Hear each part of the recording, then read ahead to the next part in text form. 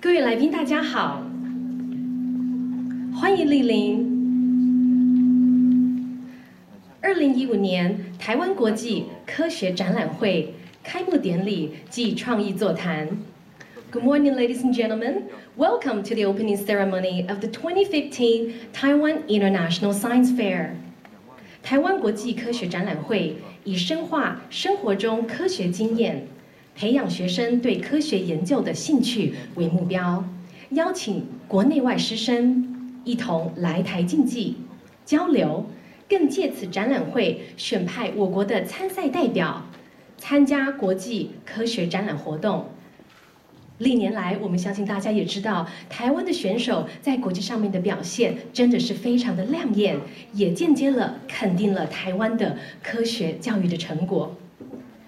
Established in 1991, the Taiwan International Science Fair, TISF, is a science research competition that aims to develop students' interest in science and an understanding of the scientific method of inquiry in young students.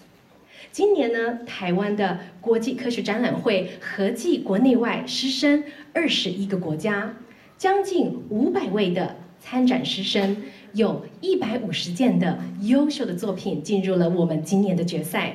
今年预计各科选出1等、2等、3等、4等的优胜作品，并且从中选拔出作品来代表台湾参加美国、荷兰、意大利等地区的国际科展活动。The 2015 Taiwan International Science Fair has attracted over 500 participants from 21 countries with 150 projects shortlisted for final selection. And ladies and gentlemen, today's program will now kick off with an opening performance. 今天典礼刚开始，让我们来欣赏一段非常精彩的表演。我们邀请到的是 TS 火舞团，台湾非常少见的专业的火舞的团体，融合了舞蹈跟科技的艺术，为我们带来真的会让我们非常震撼、非常精彩的演出。我们是不是以我们热烈的掌声来欢迎 TS 火舞团为我们带来的玄武岩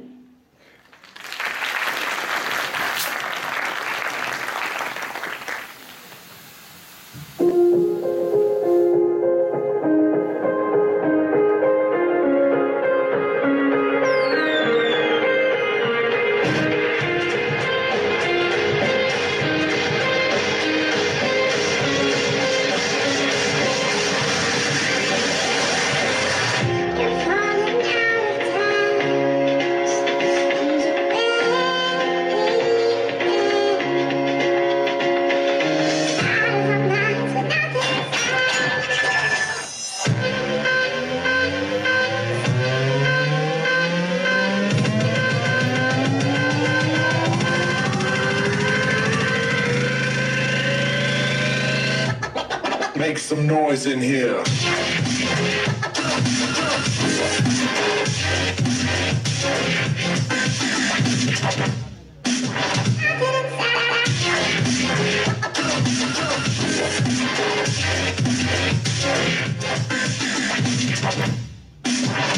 Yeah.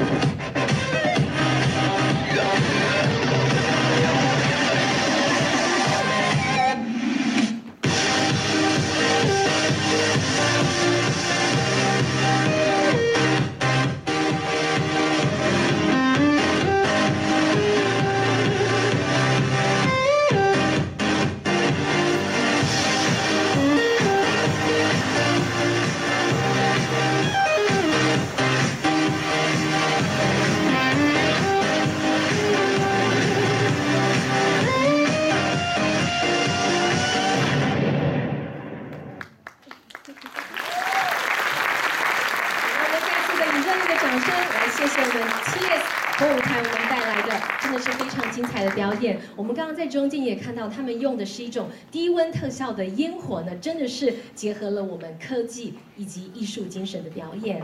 好的，那么接下来呢，我们是不是就来欢迎我们这一次所有参加2015台湾国际科学展览会的各国的学生代表，准备要进场了。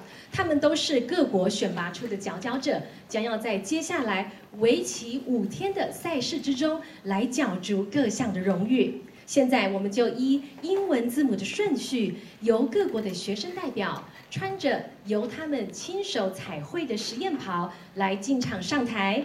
Next, ladies and gentlemen, we would like to introduce the 21 delegations from around the world who will be participating in this year's Taiwan International Science Fair. So let us put our hands together and give them a very big warm welcome as they march onto the stage. Would you please help me welcome? 首先进场的是加拿大 Canada。我们是不是以热烈的掌声来展现我们团员的热情，好不好？我们看到的是他们学生亲手彩绘的实验袍。Next, with a very warm round of applause, let us welcome. 接下来进场的是埃及 Egypt， 热烈掌声欢迎埃及的同学。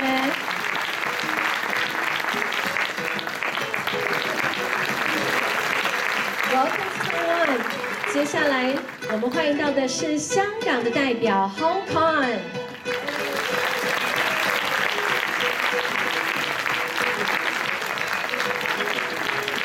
接下来我们欢迎的是印度的代表 India。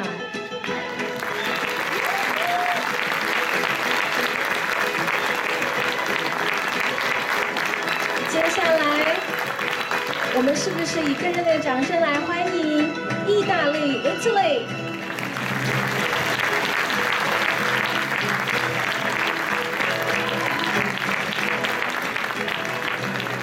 日本 Japan。Thank you for joining us in Taiwan this year.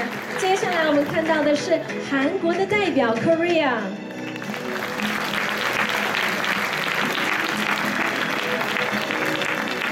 接下来，我们是不是热烈的掌声来欢迎马来西亚的代表 Malaysia？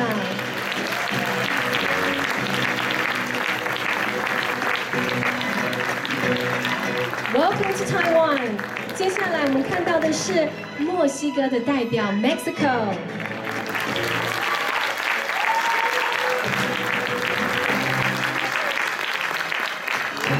好，接下来我们看到的是纽西兰的代表 New Zealand。我们是不是呢？掌声千万不要停下来，热烈的掌声来欢迎这一些远道而来的嘉宾。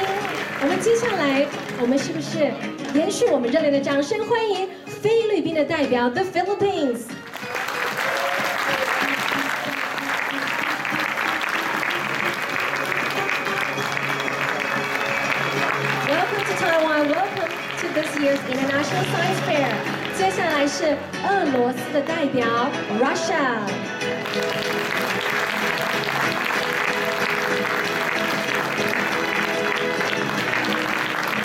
欢迎，接下来是新加坡的代表 Singapore。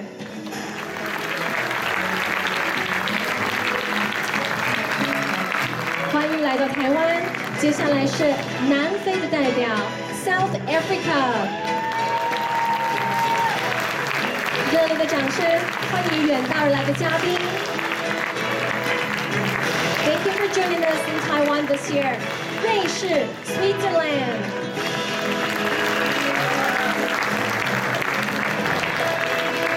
我们可以看到，这都是同学亲手彩绘的实验袍。接下来是泰国 Thailand。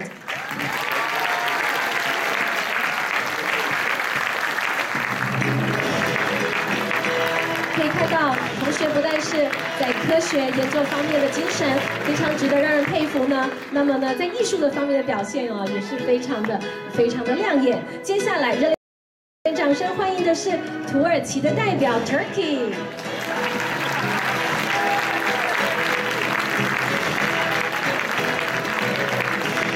接下来欢迎到这次也是参赛的，无论是老师或者是选手人数都是非常多的美国 USA。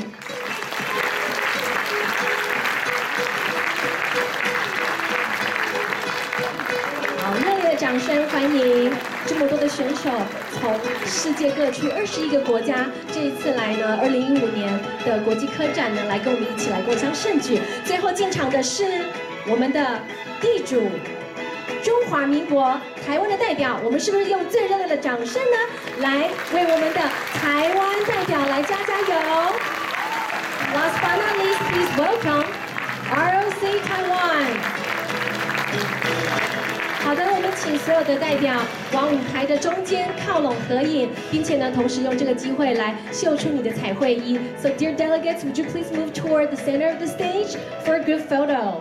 我们往中间靠拢好吗？Once again, let us welcome all these delegates from around the world with a warm round of applause. 我们是不是热烈的掌声来谢谢他们？真的是很多的国家离我们台湾的距离非常的遥远，不远千里而来的青年才俊，我们用热烈的掌声来为他们加油。好的，那我们请各国代表回座。Dear delegates, you may now return to your seat.Thank you for joining us this morning. 另外还有一个国家要来介绍的是，这一次英国的代表是由老师代表前来观摩。我们是不是同时的以热烈的掌声来欢迎伦敦国际青年科学论坛主席 Richard Myhill? We would also like to welcome Mr. Richard Myhill, Conference Director of London International Youth Science, representing the United Kingdom. Once again.Ladies and gentlemen, on behalf of the organizing committee of this year's International Science Fair, I would like to extend a very warm welcome to all of you, and our special and most grateful appreciation goes to those of you who have traveled great distances to join us in Taiwan this year.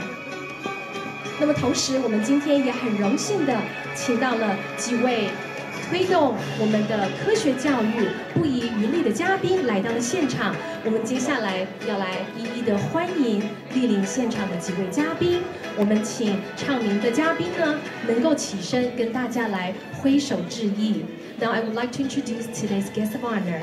首先第一位，我们热烈欢迎教育部国教署刘元明主任秘书 ，Secretary General 刘元明。Country Education Administration, Ministry of Education.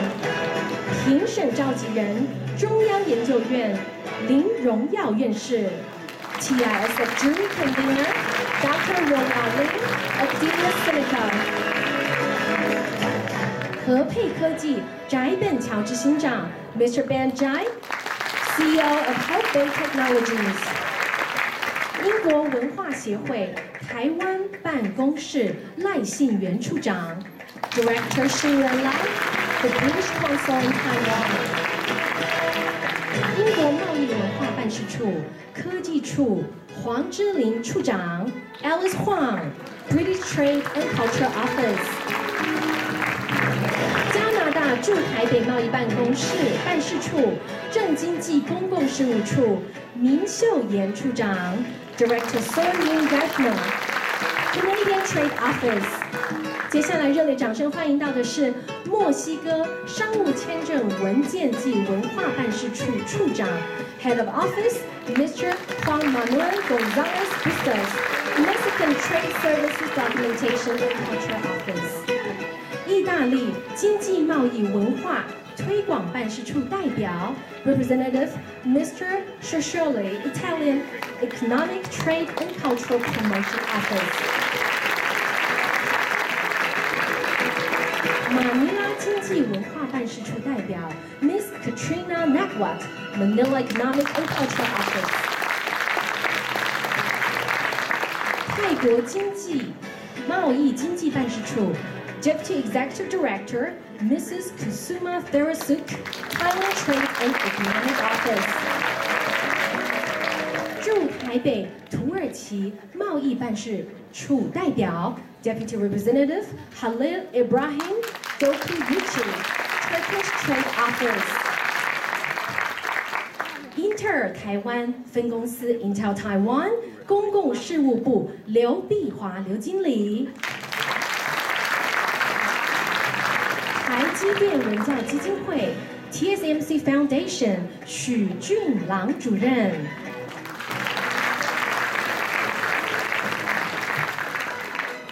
财团法人苏天才文教基金会苏天才 Foundation。苏昭化执行董事以及简丽玲秘书，印象有限公司 Image 郑金杯董事长，欢迎郑董事长。财团法人重友文教基金会 GFC Foundation 杨静文女士，台湾 IBM Taiwan 企业品牌以及公关部李丽芬协理，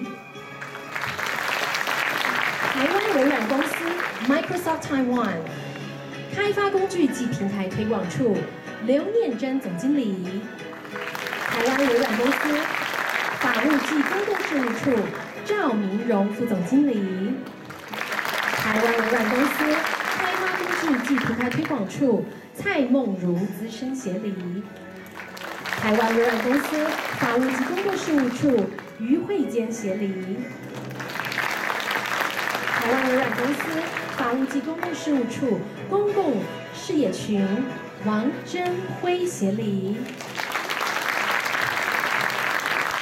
接下来更要以热烈的掌声来欢迎本次主办单位的代表国立台湾科学教育馆朱南贤馆长 ，Director 南贤朱 ，National Taiwan Science Education Center， 台北市立立山高级中学徐建国校长 ，Principal Shi，Lushan Senior High School，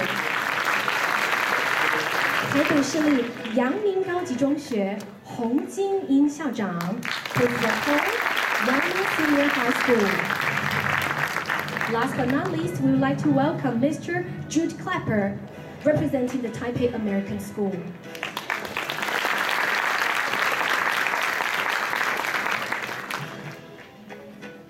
我们再次的感谢各位贵宾百忙之中来参与我们今天的盛会。现在就让我们欢迎积极带领国内科学教育发展的教育部长官。教育部国教署刘元明主任秘书致辞。Ladies and gentlemen, now please help me welcome Secretary General Yuan Ming, K-12 Education Administration, Ministry of Education, as he delivers his welcoming remarks.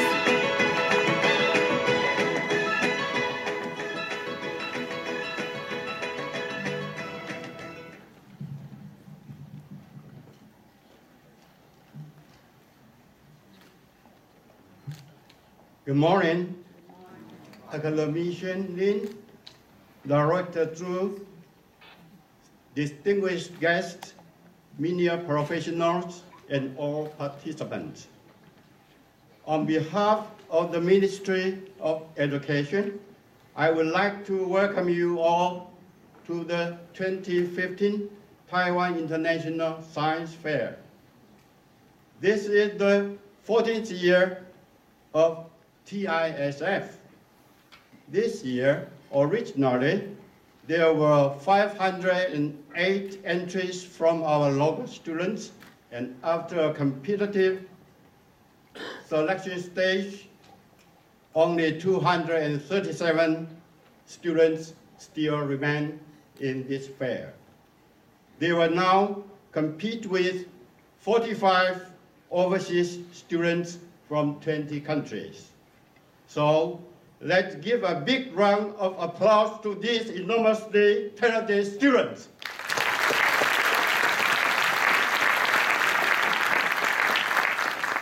The Ministry of Education has been working hard to promote science education. We hope to create an environment in which our students can immerse themselves in science. The 12-year basic education aims to introduce knowledge to our students in a way that will help them develop the ability of autonomous learning. We believe by participating in activities like science fair, students can learn to do research, solve problems, design, and operate as a team. This is the key to our generation today. In 2012 PISA, our students ranked number 4 in mathematics, ranked number 13 in science literacy, and our overall performance is above the average score of the OECD countries. This year is the Education Innovation Fair. We hope to implement more creative ideas into education policy. This is why we are holding today's lecture. We are pleased to have invited the director of London International Youth Science Forum, Dr. Richard Myhill, and the CEO of Hope Bay Technology Company, Dr. Ben Zai, to share their learning experience with us here. We hope all of you will benefit from today's lecture. Again, it is our great pleasure to welcome you. Please enjoy your stay in Taiwan. Let's dream big and go further. Thank you very much. Thank you, Dr. for joining us today. 接下来我们请主办单位国立台湾科学教育馆朱南贤馆长致欢迎词。Next, I would like to invite Dr. Director Nan Xianzhu, National Taiwan Science Education Center, the organizer of the Taiwan International Science Fair, to say a few words. Let us give him a very warm welcome.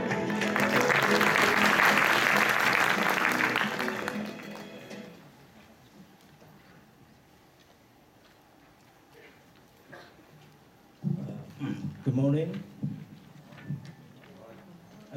Chief Secretary Liu, Academician Lin, Embassy representatives, Dr. Richard Myhill, Dr. Ben Zai, distinguished guests and participants. Thank you, Chief Secretary Liu, for your inspiring speech. As a Director General of National Taiwan Science Education Center, I am honored to welcome all of you to 2015 TISF opening ceremony. This is 14th years of TISF, and this year there are 150 outstanding projects in the final of competition. The work of 281 students. These include 32 projects and 44 students who come from 19 countries, not 21, 19 countries, to share results of their research efforts. This year, besides formal competition, we have arranged a week of activities, including creative lecture, exhibition visiting, science bazaar, icebreaker event, science educator workshop, and science tour. The science bazaar comprises 12 science booths from Intel, IBM, Microsoft, Nation Lab, organization, university. The topic of science booths contain hands-on maker, environmental education, and animal science, space science, cloud computing, and e-learning. We also invite teachers from the world to share experience and idea, strengthen the communication of science and on science educator workshop. And welcome all to visit the Barizal. I believe some of you have visited the exhibition yesterday.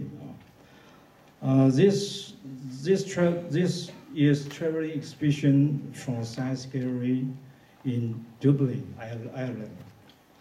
The exhibition integrates music, song, and science through interactive installation.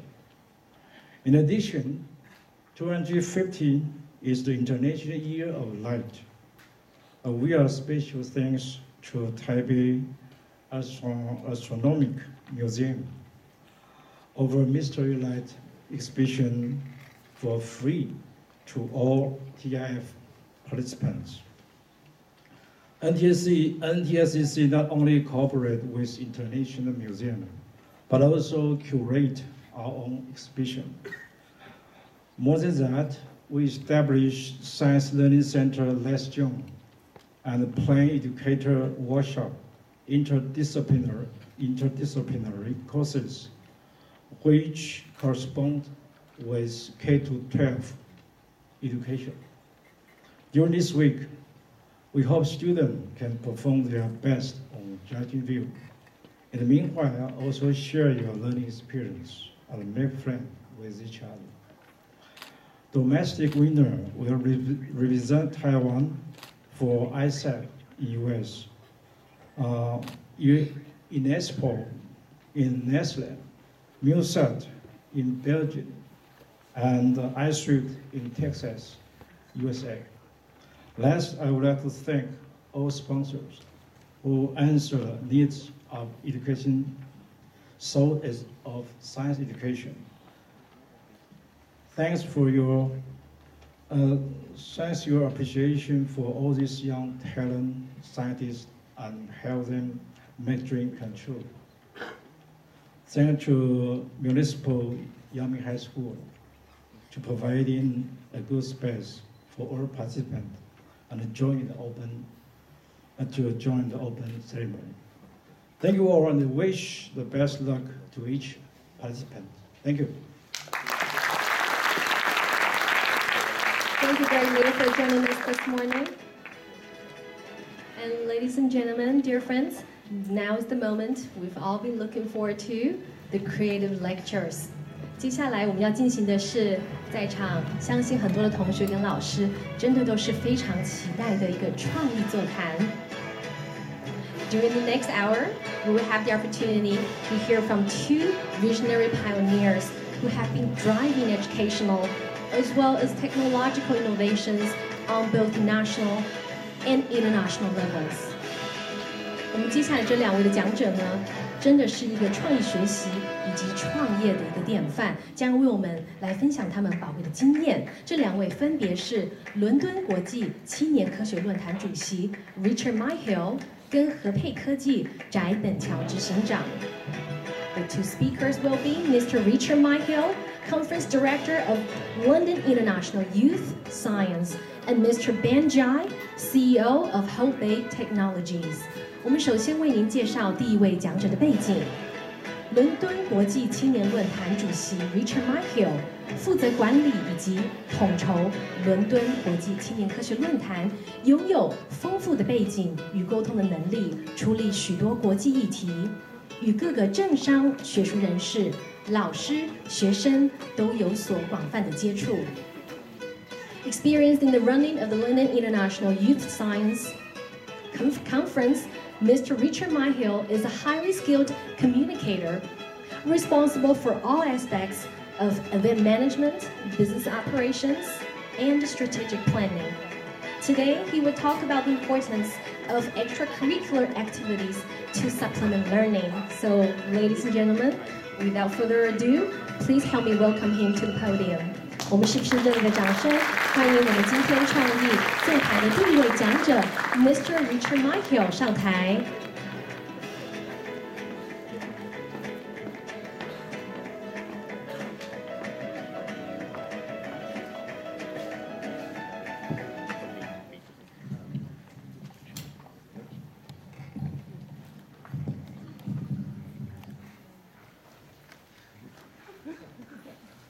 Ladies and gentlemen, distinguished guests, my thanks for the invitation to speak to you here today in Taipei.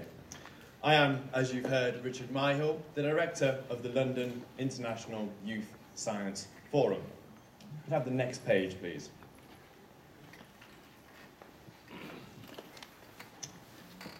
I've given here a summary of what I'm going to be speaking about this morning.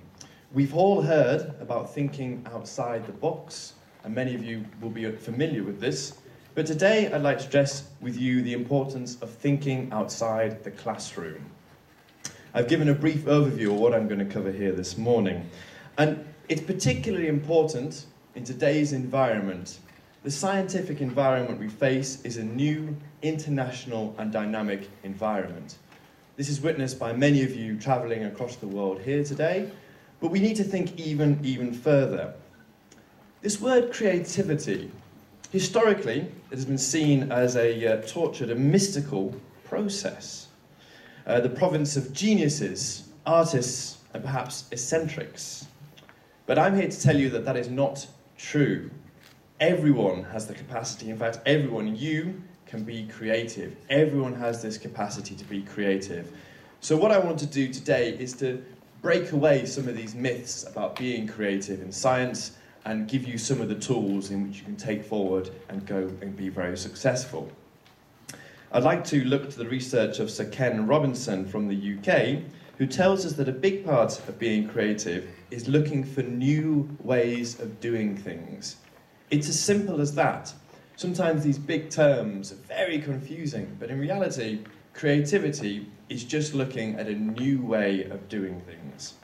If I could have the next slide, please. So we talked about thinking outside the box. We need to come up with new ideas and look from new sources. It's interesting to note, I'm going to take a little side note here to another country, but in the teaching in some schools, in Ireland, they take a completely different approach. And during and around the stage of 13 or 14 years old, they take a year out from the curriculum and they ask their students to problem solve. They ask the students to think of the problems first and then find a solution to fix them. This is a very novel and very interesting way to approach education and to approach learning. It moves away from exams, it moves away from textbooks, it moves away into thinking. And we're going to touch back on that in a moment. I've pictured here on the right-hand side, this is a brand new photo, and this is the boron laser solution. This was a discovery made by Dr. Michael Londesborough only 2 weeks ago in the Czech Republic, along with some Spanish colleagues. And that is the invention and the creation or the discovery of the boron laser. So this is what happened 2 weeks ago, and we're interested to see what you guys are going to be inventing. What great discoveries have you already found, and what great discoveries are you going to be looking forward to the future? As I mentioned earlier, don't be fooled, we all have a great creative capability. If I could have the next slide, please. Now, I'd like to mix my topic about creativity and talk a little bit about the changing environment in which we face ourselves, and that is the internationalization. Science is now a world endeavor, and no longer is it just the work of perhaps a country or several countries. We're now working all over around the world. I've put up here some figures out the UK. It's where I'm from, so it's where I know the best about what the figures are taking place. But this gives us some indication of the changing landscape and the way in which science research is changing. In the last 2 decades, spending on scientific research has doubled. There's been a 10% increase of papers submitted last year from different authors from different countries. In the UK, 48% of the articles, that's half of the academic articles, were a result of international collaborations. It is therefore no surprise that 40% of our researchers in the UK come from non-UK nationals. So we heard it already in one of the addresses that the key to success is working together. And this is the key message I wanted to make in that slide. If we could have the next slide, please. We've heard a lot about the world's challenges and where we're facing, but I really want to spend just a few moments to really focus on the fact that the world that we face today has many important challenges, and ones that are unprecedented. In the last 30 years, our population on this globe has almost doubled. We're charting new territories. We can't look back to our past and use that as a guide, necessarily. We need to charge forward and look for a new way. We've had some great successes in science already. We've had some great collaborations. We've had successes with tackling CFCs and smallpox. But these were much simpler to solve with relatively inexpensive measures required. Today, the issues we face, such as energy, food and water security, climate change, biodiversity, and potential pandemics, are much more complex, widespread, and expensive to solve.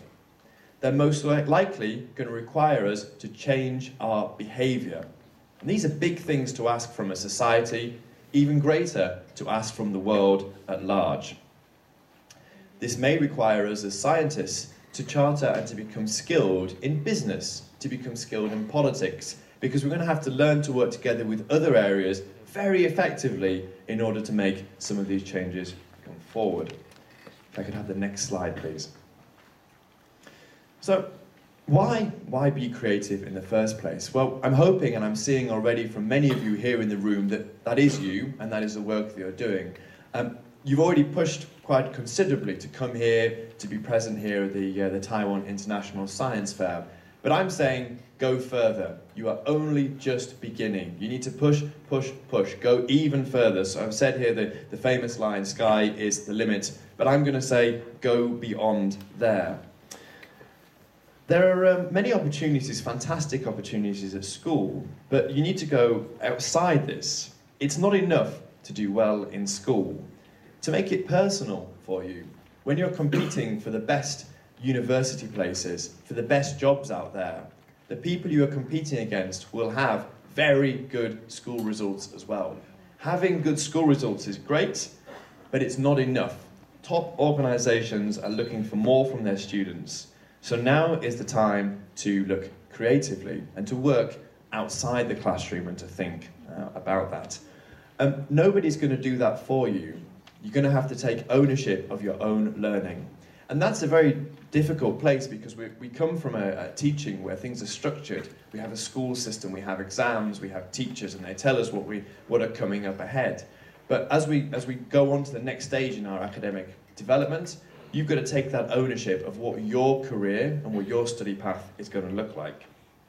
So, what can you do? It all sounds a little bit daunting. What can you do to go forwards? Well, many of you have done it already with the projects that you're here presenting today, but I'm going to encourage you to do an independent research project, perhaps outside of what you've been directed or suggested to do already. This is a great way of really working with a curiosity and going forward with research. If you do this, I recommend that you find a supervisor to guide you along the process. But think big. Think about approaching perhaps an expert in the field. Contact a scientist that you find, perhaps online or in your local universities or region that are working in science that might be able to help you. Think outside the normal areas. I'm here and I'm talking about science enrichment programs, about what you can do extracurricular outside the school. You're here doing it already, but I'm saying look and research about other possible avenues that you can explore. Enrichment programs, science seminars, science meetings. There are wonderful online events organised by organisations here like the British Council, who have wonderful learning materials, educational seminars and webinars that are taking place on a regular basis. Today we live in an agony of in an era where we have the agony of choice. There are so many options and so much information out there on the internet. So you need to perhaps start trying a few avenues now, because you don't know if one of these avenues is what you're interested in. And if you're sitting there thinking, oh, I don't know what to do, there's so many interests, I'm so interested in so many different things, well, the time now is to start trying them to see which one you're most interested in. I pictured here, deliberately, two students from my event. I've particularly chosen this because in the UK and Europe, we're doing a lot of work to try and push more women in science. I'm delighted to see that here in Taiwan that is already a very strong thing, and there's lots of women in science, which is great. You can go on to great things by doing a research project.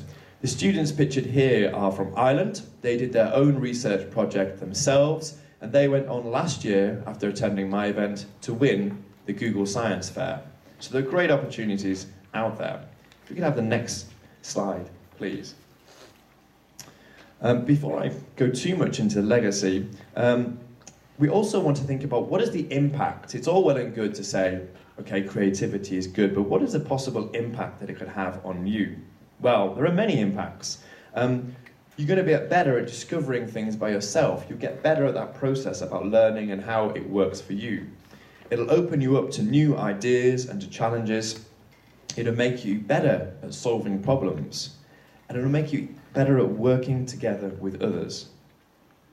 This means that you'll become more effective learners and have greater ownership of your lectures.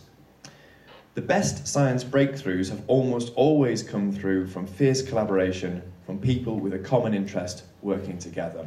And that is my key message here today, is that you need to work together. So I've started here on the slide about the legacy of what going outside the box and what thinking outside the classroom can do. We've talked already about it having an inspirational, educational impact on you, but it also broadens your horizons in terms of scientific study and the realization of the need to work in an international community. Many of our students that attend the Science Forum talk about their horizons broadened in two aspects, and I wanted to spend just a few moments speaking about those two aspects. The first aspect we're talking about broadening your horizons is in terms of subjects. Right now, you might find yourself very interested in chemistry. You might find yourself very interested in biology or physics or any of other engineering or maths. But what you might discover by attending these events is that your interest crosses over. Maybe it's bioengineering, maybe it's astrophysics. There's this realization that perhaps it's a blend of science subjects and not just a particular science field that might be the way that you find your research most interesting. But also, attending these international events gives you a broader horizon to the opportunities that are available all around the world. It gives you this welcome door to the international community that's a very exciting and thriving scientific community. Often, I'm delighted, and I'm sure that many of you here don't feel like this, but some of my students tell me that they feel isolated at home. Sometimes they don't feel necessarily being a scientist is cool or recognized in their community. So coming to an area where people are all together and people are all passionate about science, you realize that you're part of this great big community that's all as excited or even more passionate about science as you are. And this is a great place, a really wonderful place that you can learn and challenge each other. I've mentioned about online, and we're grateful to the great advances that we have from using the internet and the World Wide Web. But there's something inherently missing from an all-virtual experience. We've seen this by some universities in the States that are trying to teach their courses entirely online. And there's something missing if you do everything online. You need to have interaction. And what better way of doing that is by attending programs like this or other science enrichment programs, because it gives you wonderful ability over an extended period of time, not just a meeting, not just a morning, not just an afternoon, but over a period of a few days where you can get to know each other face to face and you can have a proper interaction.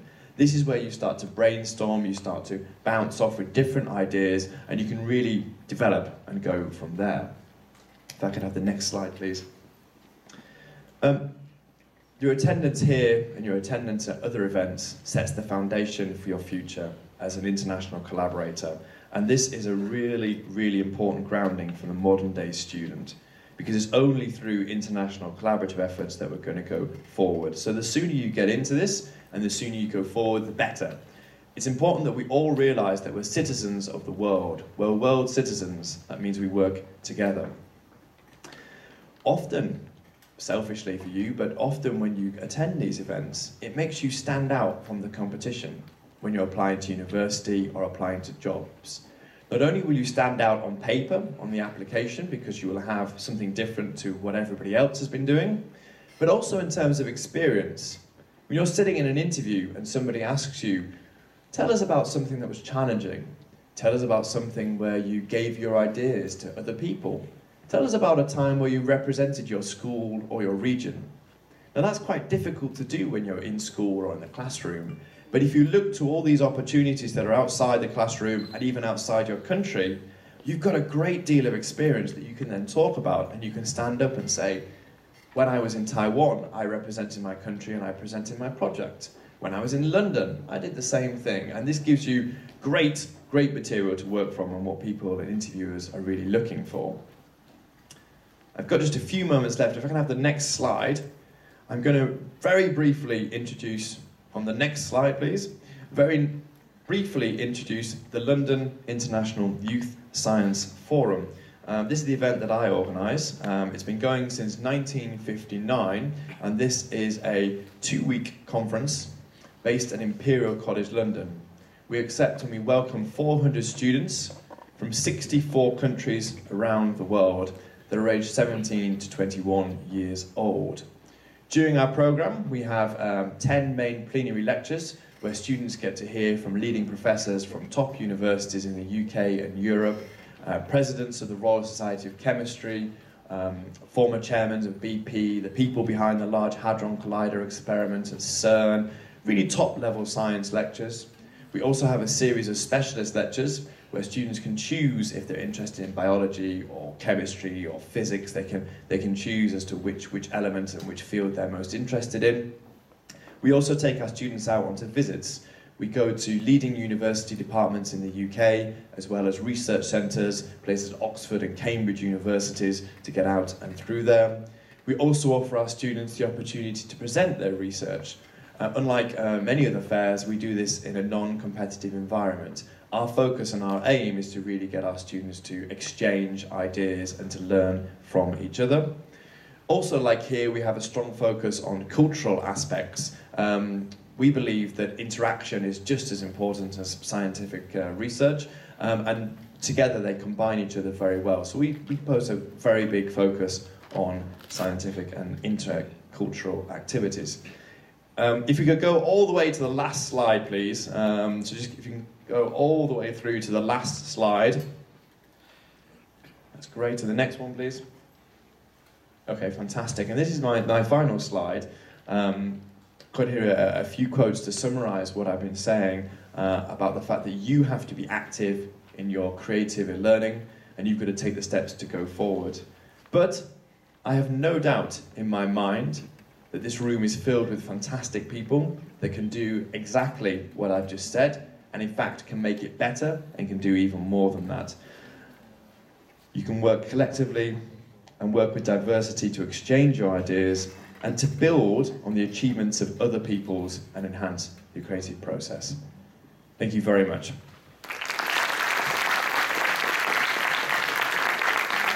We would like to thank once again Mr. Richard Myhill for his most inspiring presentation. 那我们接下来呢，来为各位来介绍下一位讲者。下一位讲者是和沛科技的翟本乔执行长。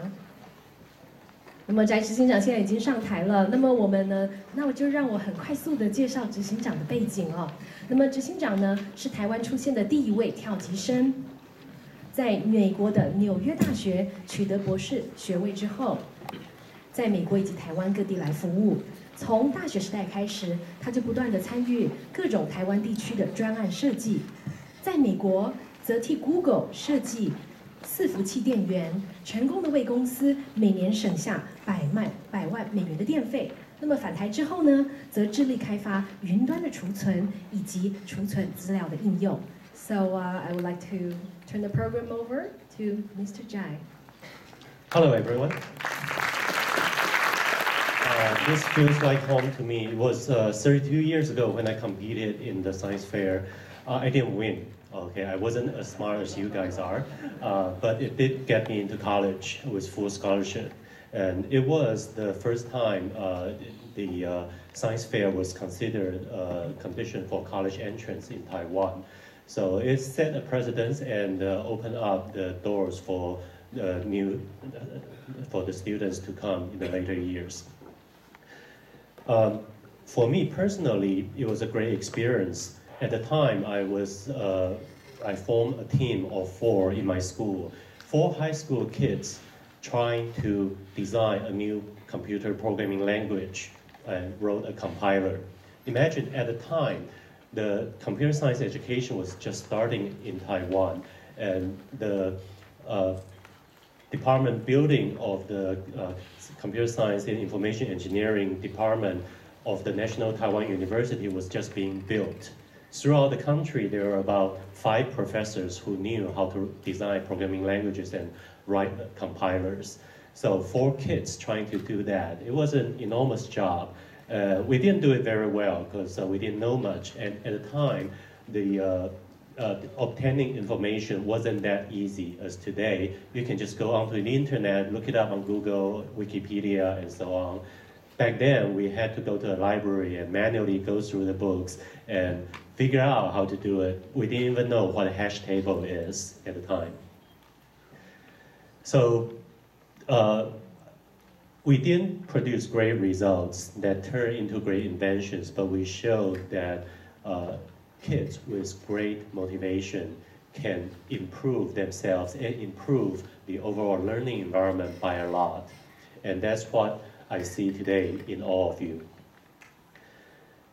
Of course, what you invent shall turn into something useful for people, and the best way to do it is to make it commercially available to everyone. But before you do that, you need to figure out the ways to do it. Most of you have scientific minds, but you may not have business senses yet. You may know that all the startups fail. About anywhere between 95 and 99% of the startup companies fail. Most of them fail not because their technologies were not sound. It was because they didn't know how to turn it into good business practice. How to turn into good business with good practice. Okay. So today here, I'm going to give you the first glimpse of how to make your great ideas available to everyone. No doubt some of you are already as good as Mark Zuckerberg or Sergey Brin, Larry Page, but most of you still need to incorporate some business element into your great scientific minds in order for them to be successful. So today I'm going to talk about innovation and entrepreneurship and the connection between them. Next slide, please. So why should you start a company? You want to be a boss? Well, then just register a company with $5,000 NT. That's about $100 US. And you can print a business card with a chairman title. That's it, you're the boss. Okay, that's not why you should start a company. Next. It's because you have a great idea, but just having a great idea is not enough. The idea needs to turn into a product. Some ideas are just ideas. They sound good, they can be a hobby, but they don't turn into a good product that can be used by a lot of people. So the product needs to be liked by the users. And in the end, they need to make money. Then you can come back and fund other students to do their science researches. Okay. However, a lot of people say, well, you may work in a big company and do the product, why not? Well, because maybe your boss doesn't understand the idea, or they're not willing to try to deviate from their current directions. Or there are too many restrictions in the current environment. Some big companies or government organizations, no doubt, will have certain rules that they ask everyone to abide to. Sometimes they get into the way of innovation. Sometimes they do support great inventions, great minds to do the work, but you may not be rewarded properly. Last year's Nobel Prize was a great example. The guy who invented the blue light LED got paid 20,000 yens, Japanese yens, for his invention, while the invention made billions of dollars. Okay, so for these reasons, you need to start your own company to get your great idea to turn into great products to be used by everyone, and you yourself will get rewarded properly. Next slide. So what kind of business are you going to start? So first you need to think, how big is your target? If I invent this, how many people are going to use it? How many lives will it save? How much time will it save for everyone? And how much efficiency will it improve for the overall world? And how much carbon is it going to reduce? Carbon emission is going to reduce. And what do you need? Do you need a big organization, small organization? How much money? What kind of manufacturing facility? And so on. And then how many people do you need? What kind of talent you need? Sometimes just inventing the thing is not enough. You also need to make it available to everyone. Take penicillin as an example. It saves a lot of lives, but initially they were grown in petri dishes. So it took several days to produce enough dosage to save one life. It wasn't until someone discovered that the rotten pumpkins in the market are actually producing a lot of the mold that produces penicillin, then they turned it into mass production. Same thing with a lot of life-saving inventions. It's not enough just to build one prototype. You need the manufacturing capability and the industrial engineering minds to turn it into reality. So consider the whole process. It's not just inventing one thing. It's how to make it eventually available to everyone. And what's the impact to the economy? It may be a great thing that everyone likes, but no money will be produced. Then you do it for fun, you do it for charity. You need a nonprofit organization to support it. Or just turn it into a hobby society. But if it does create jobs, it does produce economical values, then it should be a business. Okay, next. So two MIT professors, Bill Olet and Fiona Murray, wrote a great paper called The Tale of Two Entrepreneurs. There are a lot of different kinds of businesses, but they primarily classify two major types that you should consider. One is called small and medium enterprises. One is called innovation-driven enterprises. Next slide. For SMEs, basically they serve the local market. Like if you open a great pizza restaurant, okay, it's a new kind of pizza. Everyone likes to eat it, but basically you sell it to your neighbors. And then it produces local financial activities, right? You don't ship the pizza internationally. And it uses an existing business model. Most people know, well not most, a lot of people know how to run restaurants. It's a well-established model. You get the ingredient, you get the chef, you get the cooking apparatus, and so on. And it's a well-known model, okay? And it has a limited competitive edge. It's a great pizza, but it's not life-saving. It's not, how should I put this? It's not a necessity, and it's not like it will replace all other food. And you have a great recipe, but other people may come up with similar things to compete against you. However, you don't need a lot of money. Usually you can do it with your personal or family money, okay? And then it does contribute to the job market, but on average, they hire less than 5 people. It's not saying that there's no value in small and medium-sized businesses. If it's popular, if a lot of people do it, it helps the overall economy of the city or the country. But it doesn't create a chain effect impact. Next slide. However, an innovation-driven enterprise is different. Usually, it can create global market, like Facebook, everyone uses around the world. Google, everyone uses around the world, except in China. Okay. And if it starts with a local market, it's just a test bed. Like Facebook started in which one was it, Harvard? Right. And then it grew to the schools, and eventually it was used by everyone. It does produce international trade. You may not see it directly, but a lot of these will create international financial activities. And then it uses an innovative business model or technologies. Notice that it's not just technologies, sometimes it's business models. Okay, for example, GoPro, the sports camera, there's no great technologies in there. However, it's a new way of using the camera and new way of spreading information. That's why it became successful. Okay. And then it has some protection, usually through intellectual property protection. You apply for patents and so on, so that other people cannot just directly copy your ideas.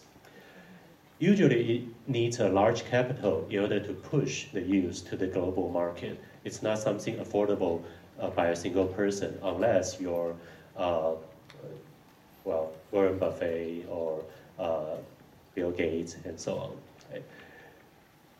And then it creates indirect job markets. It's not just, for example, for Google, it's not just people who are hired by Google. It's also the people who are doing search engine optimizations, people doing online marketing, doing advertising, and so on. So indirectly, it creates many more times jobs than directly hired by the company. Next slide. So this is the key chart in the paper. It's comparing the growth of the two types of enterprises. For small and medium enterprises, usually it's a linear growth. It can start making money pretty soon. However, the growth is limited. For innovation-driven enterprises, it's a different story. Initially, it's losing money because it's building up the momentum. And then when they get a breakthrough in the market, it explodes and goes skyrocketing. You can see a lot of people following these models, a lot of companies following these models. It's not saying that a pizza restaurant cannot be innovation-driven. If you become Pizza Hut, become a food chain, and you have innovation in your supply chain, in your delivery, in your marketing, it can become big, like McDonald's and so on. Okay. Next slide. So, coming back to the seed of the business, what is your innovation? The body of the innovation can be either technology, process, or business model. You invent something new, or you have a new business model, or you design a new process. For example, the company Dell. Dell has no technologies. It's a supply chain company. It created what we call zero inventory or negative inventory business model. Basically, you place the order, then they place the order to the suppliers instead of stockpiling a bunch of parts in their own warehouse. That idea itself, it's a process improvement and a business model improvement, not a new technology. Okay, next slide. And the level of innovation could be incremental or radical or disruptive. You probably have been encouraged to come up with disruptive innovations that can totally turn a market upside down. So, for example, blue light LED is somewhat a disruptive technology. By inventing the blue light integrated with existing red and green, you can actually produce white light, therefore replacing the incandescent or fluorescent lights. Okay, that's disruptive. However, a lot of innovations that make money are just incremental or sometimes just radical. For example, how did Google make money? Well, Google made money by placing ads alongside the search results. Placing ads is somewhat a radical idea, but how they did it, competing against Yahoo, was just incremental. Because Yahoo started placing ads by the side, but how they rank it was by the bids. If you don't click on the ads, Yahoo doesn't get paid. Therefore, their ranking is somewhat flawed because I can bid very high and get my ads placed there and people see it. I get the effect of advertising, but if people don't click on it, they don't pay it. They don't pay for the advertisers don't pay for the ads. So if I just want to push my name out there, like if I'm Coca-Cola or Pepsi-Cola, I place ads there, nobody will buy Coke, over the internet, so I get the effect. So what Google did was multiply the bid by the click-through rate, so which is the actual money Google receives. That's just an incremental innovation. However, that's enough to make Google the big search advertising king. Next slide. And sometimes you need to mimic others. Very few people can come up with completely brand new innovations by themselves. You look at what other people did and improve upon them. So the best ideas are actually usually stolen. If you have seen the movie Pirates of Silicon Valley, Steve Jobs was yelling at Bill Gates that you stole my idea, your Windows copied my Macintosh design. And Bill Gates says, no, we both stole it from Xerox PARC. Just you did it faster. Okay. Basically, you take an existing idea, making significant improvement to it. That's enough to become a big business. Today, we can see you guys are doing science fair, you're trying to create something new in science. But how many of you can say, I never look at others' research results, I'm not building upon someone else's results? I believe none of you can do that.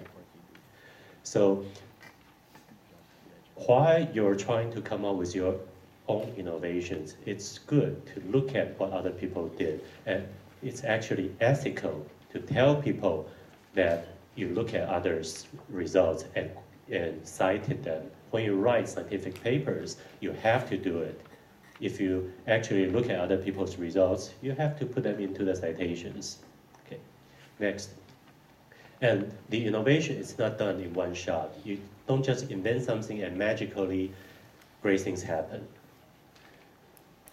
For great minds like Steve Jobs, he joined Pixar, later he came back to Apple. In each of these companies, it took him 9 years to turn things around and turn his products out to the market and make them popular. It's not something you just come up with an idea and then it's done. Talk is cheap. The implementation is the hard work. Without doing the hard work, you don't become successful. So you need to have a plan. You need to have good execution. And then you need to pivot. You need to change. It's not something you come up with and just stick to it through the end of your life. You change directions all the time, sometimes small, sometimes big. And you need to get advices from good people. Next. So when you get the idea done, you need the financial resources to actually turn it into a big business. Okay, so that's when it comes to looking for investors. Well, sooner or later you'll face that, unless you're from a rich family. Okay, so how do they look at you? First, the lowest level of investment is buying the assets. They look at your company and say, oh, okay, how much asset is there left? Then they buy it. That's called liquidation. That's not investment. Next. Sometimes they say, okay, you're having this much revenue and you have this growth, you're making this much profit, and then they invest in you based on that. That's called buying stock. It's just like stock market. You look at the company profile and you decide how much to invest. That's not a great investment either. Next. Sometimes you don't have revenue, you don't have profit, but you have a lot of users. This is commonly seen today in the internet business. You have a communication software, you have a social network software, you have no revenue, but you reach a lot of users. That alone is of great value to a lot of companies. So then they'll be willing to invest in you. Next. Sometimes you don't even have that. You have no users yet, but you have great technologies. That's what you guys are closest to today. You have a great idea, and you have protection against competition. Then the people who have financial resources are willing to bet on the success of the technology. However, more importantly, next, the wisest investors are buying the team. They look at the talent and say, okay, maybe your idea is not that good yet, but they see in you the ability to innovate and execute. Then they'll invest in you no matter what. That's also how great successful companies like Google are recruiting people. They look at your potential. They don't care if your ideas are great right now. They don't care if it already turned into a business. So this is what you should aim to build yourself into. Someone who can always come up with new ideas to solve any problem you encounter. Next slide. So in summary, you check what you're doing, why are you doing it, how are you going to do it, and with whom are you going to do it.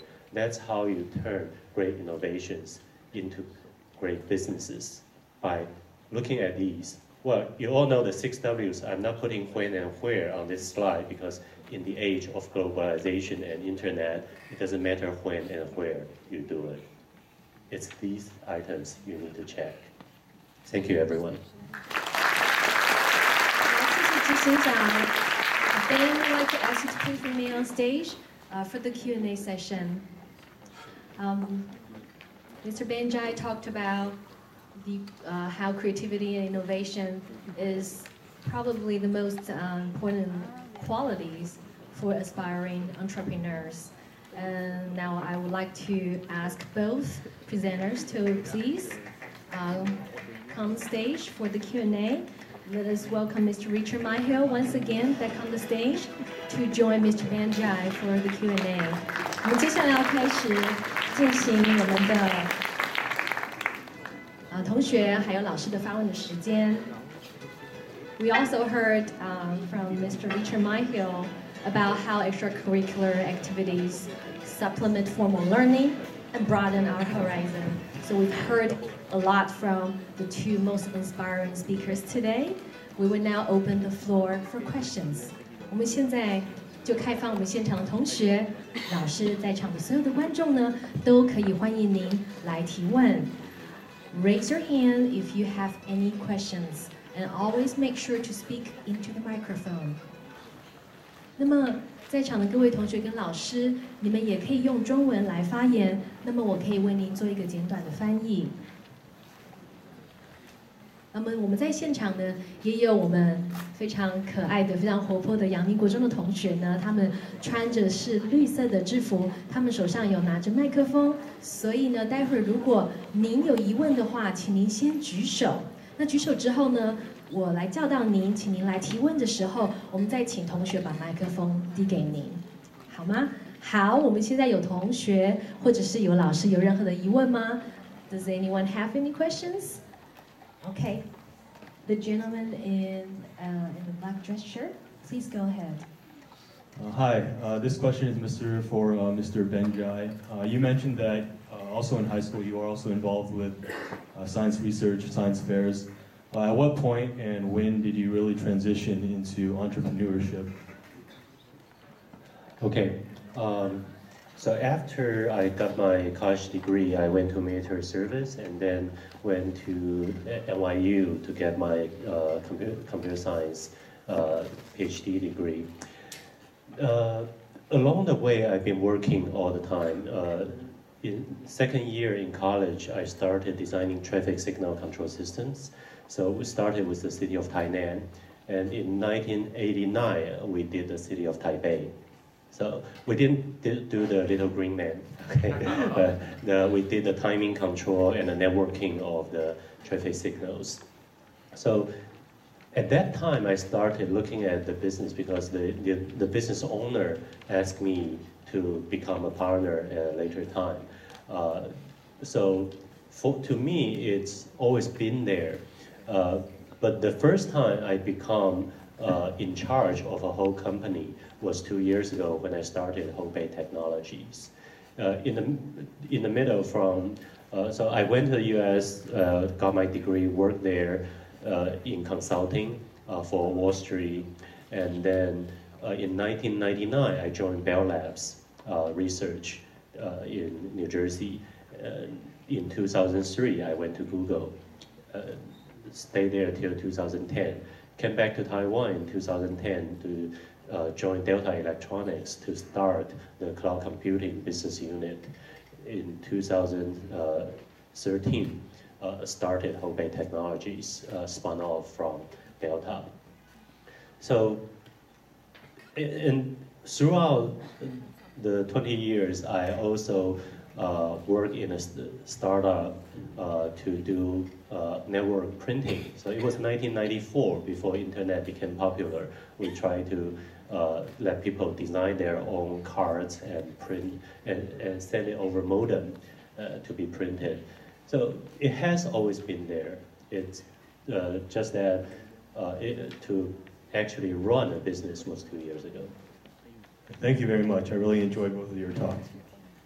All right, thank you, Ben. Richard, do you have anything to add, or should we move on to the next question?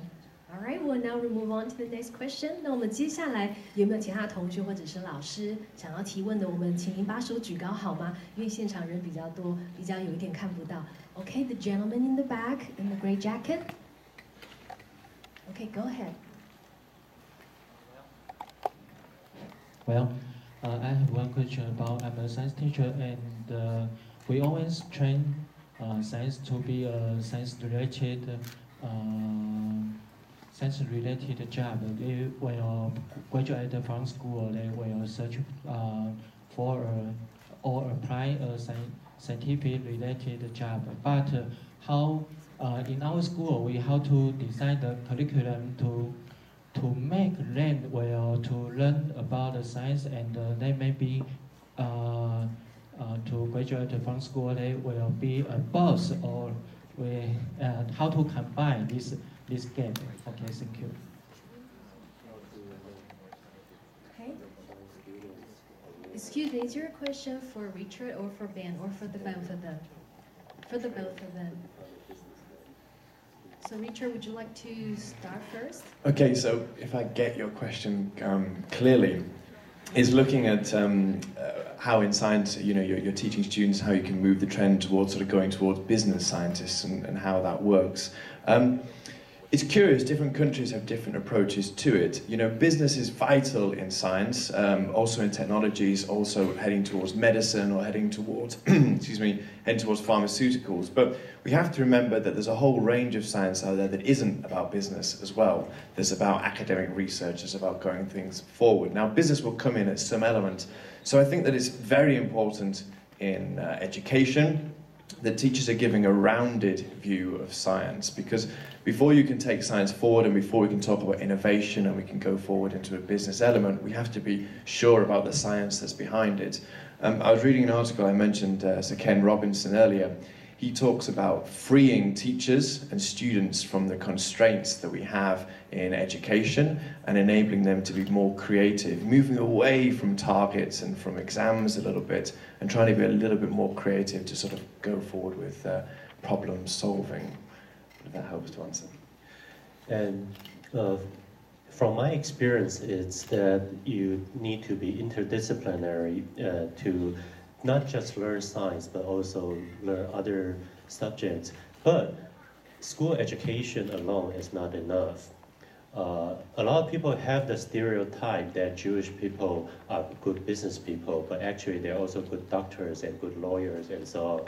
And people, they actually don't train their kids to become good business people. They train their kids to observe what other people need.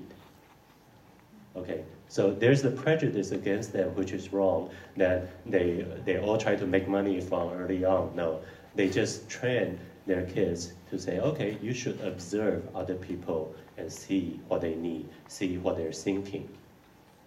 That's actually what a good business person does. And that's actually what a caring person does, not just in business. If you want to become a good citizen, care about the society, be socially responsible, you also need to do that. In Chinese education, that's somewhat missing. We ask our kids to focus on the books, not the people. That need to change. If you know what other people need, you know what a good business opportunity appears. So simply put, it's not a special training course you need to go to. It's an attitude you need to build. Can I just add one thing? You made such a good point. The challenge we're facing today are going to require our scientists to become excellent communicators. They're going to require them to go talk to governments. We're facing energy crises.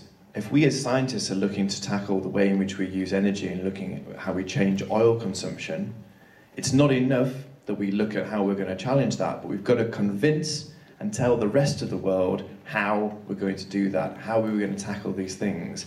So we as scientists and business scientists have got to be very multidisciplinary, because we've got to know about the science and then communicate that effectively to everybody else. Because otherwise, why would people change their habits? Why will people make that change? Why will people move away from oil? We've got to get very good at communicating our message to them. So I can't emphasize enough how you have to be multidisciplinary, not only within science, but across into other fields as well. All right, thank you, Ben. Thank you, Richard, for sharing your thoughts with us. We will now take the next question. 我们接下来是不是还有同学、还有老师有疑问的呢？我们刚刚也是请这边的同学，我们现在请右边的同学，好不好？The lady wearing a navy blue jacket. Go ahead, please. Hello. This question is for the both of you, but more directed towards Mr. Richard Myhill. You mentioned the importance of international collaboration, and you also talked about how you wanted students to lead more independent projects. So my question is, how do you recommend that students go about collaborating with students from other countries, but it's student-led, not by any of our institutions or our teachers, because there's a lack of platforms for us to do so. So how would you recommend that we do this? It's a very good question. There are many areas. I mean, people talk about networking, and networking you can begin straight away at. You can do that in two places. One is, as I was saying, research science programs, science activities that are taking place, like this one here. Start your networking now, because right now you'll all be making friends with each other and learning about each other and becoming friends. But in 5 or 10 years' time, all these people in this room are going to be leading scientists in different labs and different places. So the collaboration starts here, and it starts here today. But then also use every opportunity you can. Get out there. Also, the internet is a great place to start researching. There are many forums. In terms of if you've got an interest or an idea, start on forums, and the first few forums won't be the right place, but they'll direct you to where you might be able to go. But also think, I mean, I'm sure Ben would agree, that social media, even things like Facebook, opportunities come in the most unexpected places. So don't think, okay, I'm thinking about science, thinking about my project, I need to think about science journals or this sort of thing. Think a little bit wider than that, because it's human interaction, and it's in different places, including social media, that you can do that. So in the beginning it's hard, but the more you practice it, the better you get at it, the quicker you know which people or which areas are more exciting to you. Yeah, I would echo that social media is a great form. I would like to have a poll here. How many of you don't use social media at all? Okay, you all do, so at least one, right? Facebook, or what else is out there today? Okay, Google+, LinkedIn. You probably don't use LinkedIn yet. You don't have a resume. But the importance is not just to stay on it and look at what your friends did yesterday. It's to build the circles where you can discuss with like-minded people that the kind of research you're doing and so on. Basically on Facebook, if someone sends me a game, invite me to play a game, I block them. So I never play Candy Crush or Farmville or those things. But if someone criticized my ideas, well, that's my good friend. I've discussed with that person a lot on how to improve my ideas and what kind of new ideas he or she has. And then I look at his friend list and see who I should befriend and grow my network. Pretty much like within a year or so, you hit the limit of 5,000. All right, Richard, do you have anything to add? It's a slight tangent. The only thing I would say, and it's a piece of advice, is be careful with social media. Use it to your extreme, absolutely, but remember everything you put on there is out to the world forever. So in 10 years' time or 5 years' time when you're applying for a job and people are looking through your photos or your comments or your things, remember that. So, always, Ben was just saying he looks at their friends and looks at and check out what's available online, because whatever you post, once it's out there, it's out there. So try and think about that to make sure that whatever you're promoting is what you want to be promoted about you. So that's my only random comment. All right, thank you. These were really fantastic insights. We will take the next question. 我们接下来再开放几个问题，我们请同学手举高。我们右边的好像还没有机会问问题哦，我的右手边的同学呢？The lady in the red vest, in the red jacket. 有问题的同学，请您手举高好吗 There are a few on the left side. Okay. All right. The gentleman in the black shirt, please go ahead.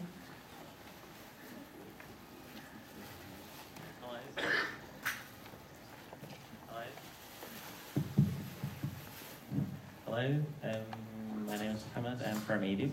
I like to thank both of the speakers today for the distinguished lectures and for the benefit that we get from the two lectures. My question is for Mr. Richard. We have talked about the benefits of the International Science Fair in general. My question about this benefit, and you can find some student and participant in some international science fair who do not understand the meaning or the basics of scientific research. So my question, how we can modify the international science fair to meet these design requirements, or to make something like a paradigm shift in understanding the scientific research basics for the student. Okay, looking at how we get science fairs and competitions to be more in tune with scientific research, and to perhaps to train our students to get more in that process. It really depends on what the fair's objectives are. So you've got to remember that, as attending science students, there are different objectives to a science fair from the organisers, from what they're trying to achieve. There's a famous saying that, you've got to walk before you can run. So there's a point of getting young people together, that is already a milestone, So you've got to learn about collaborating, learn about working together, learning about how different countries work, before you can then apply those skills and work in scientific research. So I think depending on where you go and what you go to, there can be different education. I think there can be more research, more information out there. I think that, in fairs and competitions, we all take this responsibility very seriously to give as much information as possible. And wherever possible, in many fairs, you can have an introduction to what academic research is like, but it'll also depend on where the students are coming from. So sometimes you have such a range of different levels or different contributions that make it harder to do so. I don't know if that answers your question. So Ben, do you have anything to add? Well, from my own experience, science fair is a great event to motivate students to start doing, but that's not the only thing that should be happening. In general, the science education doesn't revolve around the fair, right? So it's also important to keep things going throughout the year, and that's that great responsibility falls on the shoulders of the teachers. We also need to have great systems to support the teachers. We also need to put them on social media to build the circles of teachers who can exchange ideas. And sometimes you get great students that's even better than the teachers, so the teachers are not necessarily able to help them to the great extent. And then they need to pull in resources through their social networks. I believe that's also another important thing to do. Okay, thank you. We will now move on to the next question. 我们接受下一题的发问好吗 Okay, the gentleman in the black suit.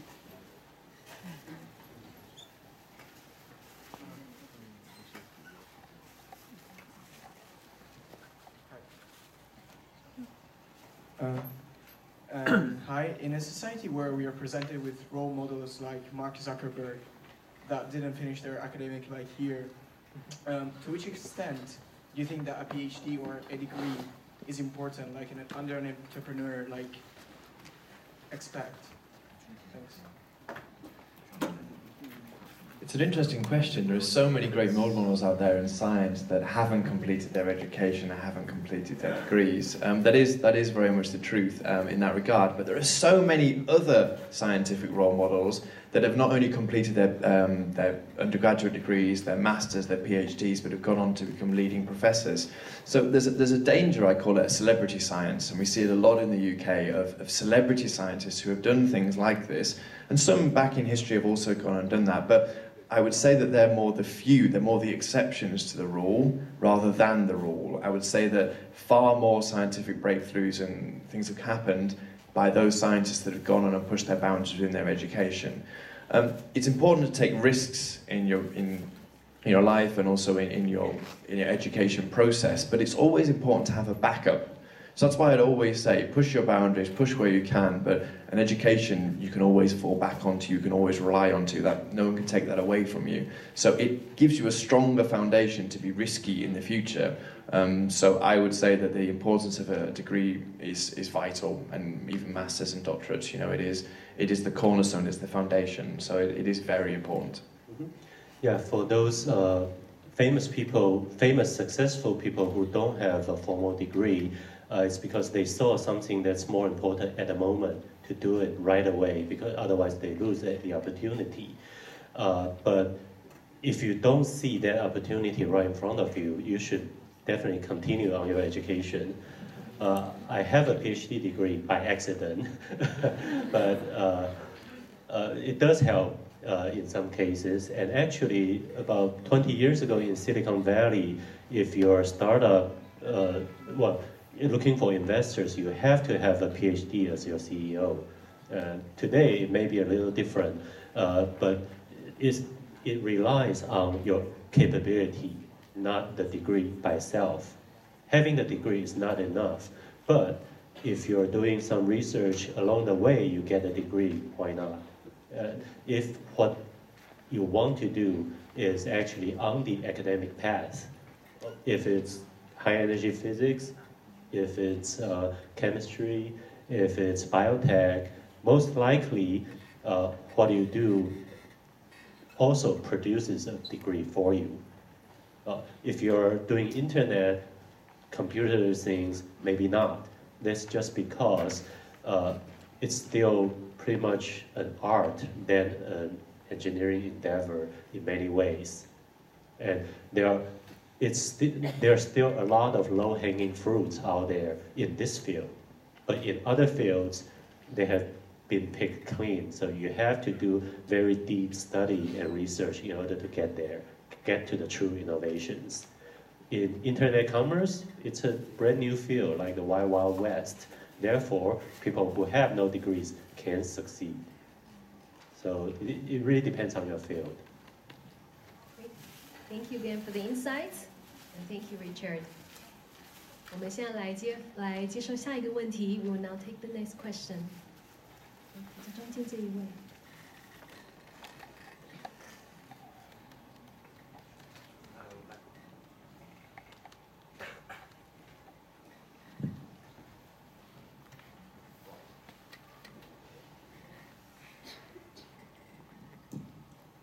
There's a delay in the microphone. After you turn it on, tap on it like 3 times. It starts. Hello. The question is for Dr. Benja, and I come from Hong Kong. And you have mentioned that we can turn our innovative idea into business.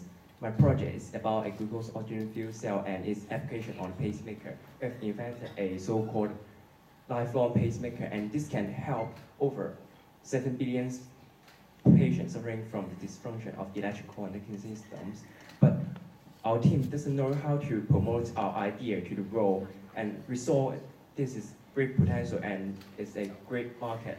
But many people in Hong Kong didn't believe it is possible because we're just a student. So can you give any suggestion to us that what is the next step? Is seeking for any businessman to invest into our project, or we're just waiting? Okay, first of all, people who don't believe students can do great things are stupid. And you do need to come up with good plans to convince people to join you. That's an ability our teacher there was just asking how to build. Fortunately, today, messages travel around the world very quickly. You just need to find one right person who believes in you. And you said the battery, the pacemaker without battery, right?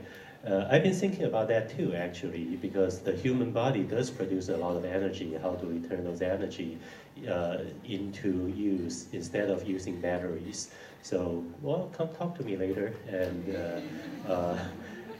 there are many good ways to do it, and I believe that that idea alone, body-attached devices that don't need batteries, is a great step in what we call wearable devices today, IoT. There are a lot of tremendous business opportunities in there. You just need to make sure your ideas are technologically sound. And today, with a lot of entrepreneurship environment popping up everywhere, it's actually not so difficult to find the resources on the business side to help you. Talk to me later. Indeed, great minds think alike. Richard, do you have anything to add, or should we move on? The only thing I was going to add is that it's important you get advice about when you go into business or where it is, because there are lots of very good people like Ben here that are able to help you, but there are also other people out there that are maybe looking for your idea and then going to take it off somewhere. You know, there's all sorts of stories. In the UK, they had a coin counter machine in the supermarkets where you throw all your change in and it counts it for you and gives you out a note.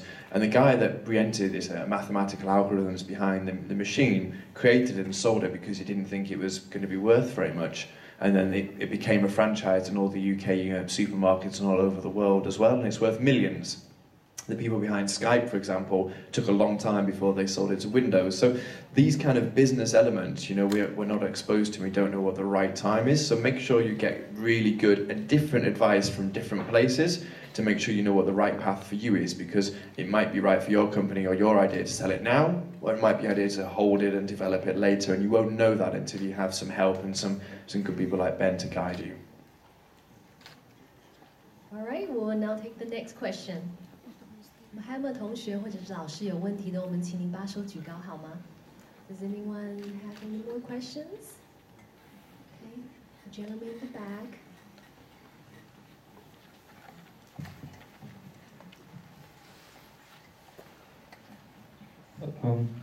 Hi.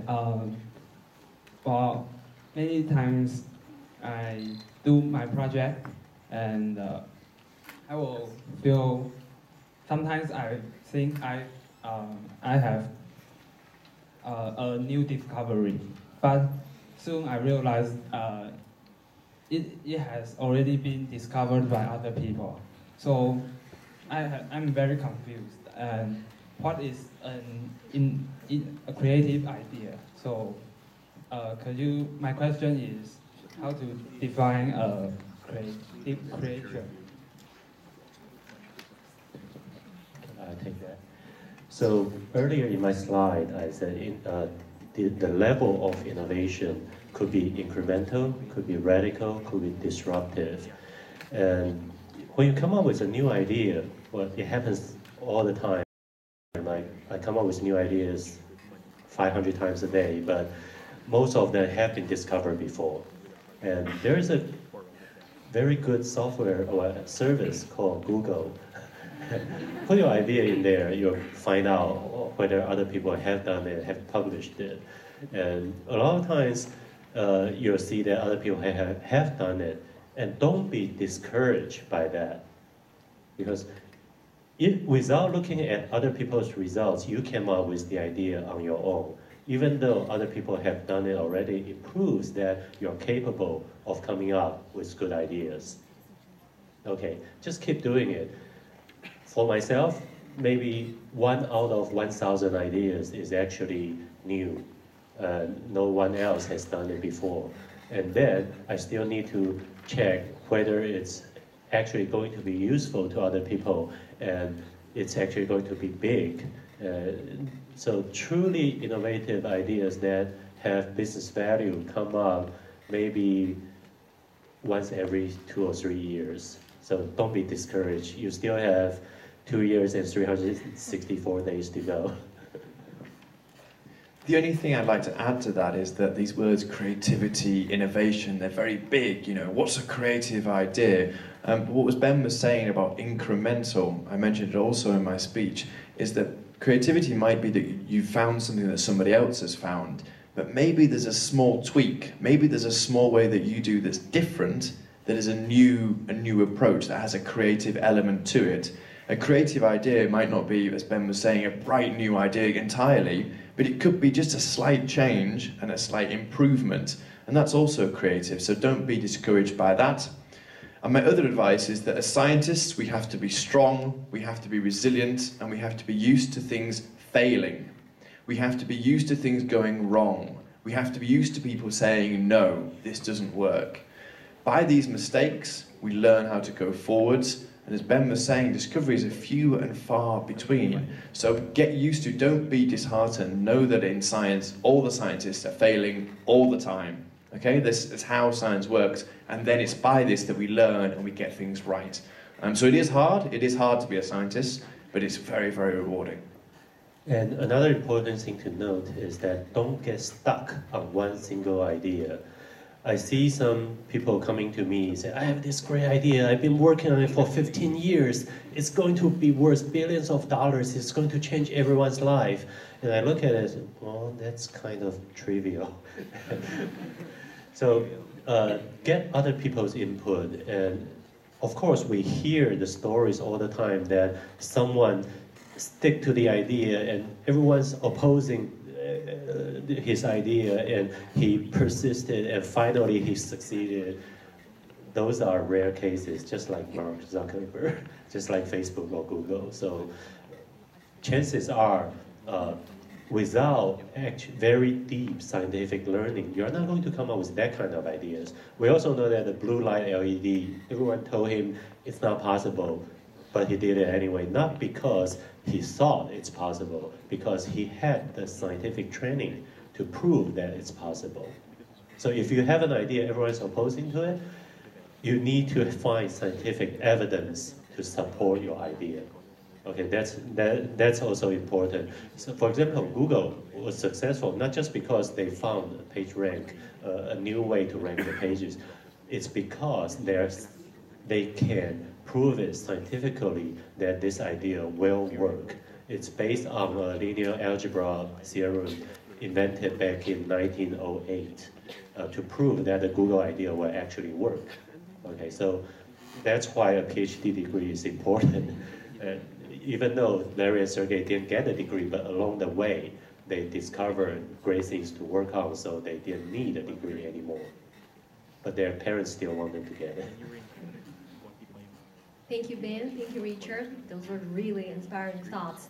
We have time for perhaps 1 or 2 more questions. If you have any questions, please put out your hands. 好，这一位。Hello, my question is mainly to Mr. Benjay, and it is so, from your own experience, is a business degree is important, or it's a waste of time because it takes time to get it? So is it worth it? Well, any degree will be a waste of your time if it's just taking exams and reading books. If it's knowledge that you need, you don't need a degree. For business degrees, it's just the same as scientific degrees. If you can do it without a degree, then you don't need it. If you already have enough knowledge, already have enough connections, then you don't need it. But a lot of times, the value of the business degree is the people network you build along the way while you're getting the degree. The professors, the business people, your classmates, the human resource, not in HR sense, but the human asset you obtain along the way. So if you're getting a job, then yes. If you're starting your business, well, then probably you don't need a degree. I'm just going to add one slight thing to that. I'm going to take your question a little bit further, is that degrees are about the skills that you learn. So the skills that you learn in a business degree might be different to the ones you're going to learn in science. So it depends, as Ben was saying, what you want to do with your education and what you're trying to do at the end of it. I have a degree in law. There's no guarantee that when you do your degree in one subject, you're going to stay within that field. It might be a bounce board, you might go off to do something else. I would always say, if you're passionate about it and you're interested about it, you can only gain from that experience. But don't, as Ben was saying, don't do it because you need that exam, because you think that that'll make you good at business. You need to be clear about why you're doing it. Ben, do you have anything to add? I echo that. All right, we'll move on. Due to time constraint, we will take one last question. 我们最后一个问题好不好？哇，这位同学手举得很快。The gentleman sitting at the very front, please go ahead. So, in your speech, you said that the collaboration is very important for the science research. But in Taiwan, there's a called 12-year education, and it's for the junior high school to the senior high. And there's a score called the composition score, especially in science competition. They said that if you have a collaboration with others, then your score needs to be divided by 2. It's a half of score you can get. So my teacher told me that you don't. They said that the collaboration is not good because your score will decrease. So how do you think about that? That system needs to change. Yeah, definitely. That is the wrong message for what you're going to be going on to for the future. There may be good reasons why in school they have a system to try and distinguish what your grades are going to be and what somebody else's grades are going to be. But you need to unlearn that technique to go forward, because in the future it's only collaborations. You know, and the greatest breakthroughs, you know, think about the CERN laboratories in Geneva. That's over 100 countries that are represented. There's 20,000 scientists working on that campus there from all around the world. Things like the Human Genome Project, all of these things were only ever possible because people were working together. So that is a very strange approach, but I'm sure it has a good reason. But for your life and going forwards from there, once you've got that exam grade, then think about working together, definitely. Actually, that happened to me. When I did the science fair, I had a team of 4, and I got into college. I was in my senior year, so about to get into college anyway. The other 3 team members were in their junior years. So turned out not to be a problem because they still have a year to go. However, the topic did come up that why shouldn't the whole team get into college by producing the great results? The Ministry of Education didn't resolve that back then. I don't know if they resolved it by now in 32 years. The system was designed that way to prevent what we call tag along. Like, oh, if the team wins, everyone gets to go to college, so we put 25 students on the team. Okay, that's a common bureaucratic way of thinking to prevent cheating from happening. However, that's not a good way to promote scientific collaboration. So the system should say, okay, the judges need to identify the true contributors who are just helping, and who are actually producing the results. That's actually a well-established method in scientific papers. Who get to be authors and who get the acknowledgements in the papers. So there's no gray area. In scientific research, it's very clear who gets the credit.